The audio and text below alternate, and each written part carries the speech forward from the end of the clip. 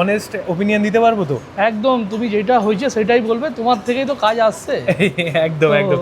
ইনস্টাগ্রামের ভিডিওটা তো আমাদের ভাইরাল হয়েছিল, যেখানে মানে 133 টাকা 30 পয়সায় ক্যাটারিং সার্ভিস করছো বলেছি। লোকে বলছে যে ধর মিথ্যা কথা বলছি, বিশ্বাস হচ্ছে না এরকম। তা তুমি মানে মোটামুটি 100 টাকারও কাজ করেছো প্লেট ওয়াইজ, সেটা কি করে দিতে পারো? হ্যাঁ, এতে কোনো প্রবলেমের কিছু নেই, পার্টি যেহেতু কাঁচামাল দেয় তাই আমরা কাজটা করতে পারি।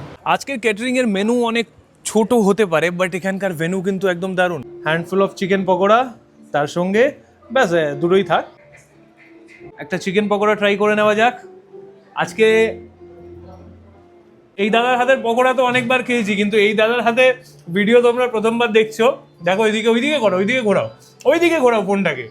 হ্যাঁ, এটা হচ্ছে কি আমাদের দিব্যেন্দু দা, ঠিক আছে, আমাদের শ্যামল ক্যাটারারের ওনার। আজকে কিন্তু দাদাই আমার পুরো ভিডিও তুলে দিচ্ছে, বলেছে তোমার ভিডিও আমি তুলে দেবো। যাই হোক, সে কম দামের কাজটায় পার্টি পুরো মাল, কাঁচা মালটা প্রোভাইড করে, আমরা খালি সার্ভিসটা দিই। আচ্ছা, এইভাবেই তোমরা প্রোভাইড করতে পারো এত কম দামে, তাই তো? অনেস্ট ওপিনিয়ন দিতে পারবো তো? একদম, তুমি যেটা হয়েছে সেটাই বলবে, তোমার থেকেই তো কাজ আসছে। একদম একদম। তো এখান থেকে বেবি নান আমি সামান্য, এখান থেকে চানা মশলা একটুখানি নিয়ে নিচ্ছি,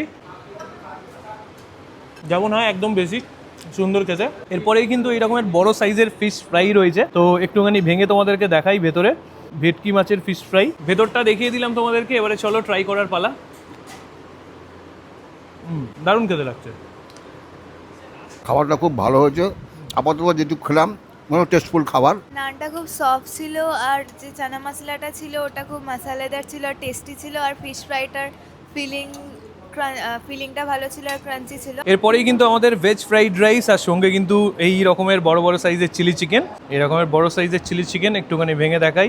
শেষ আইটেম চিলি চিকেন, তার সাথে এখানে ভেজ রাইস ট্রাই করা যাক।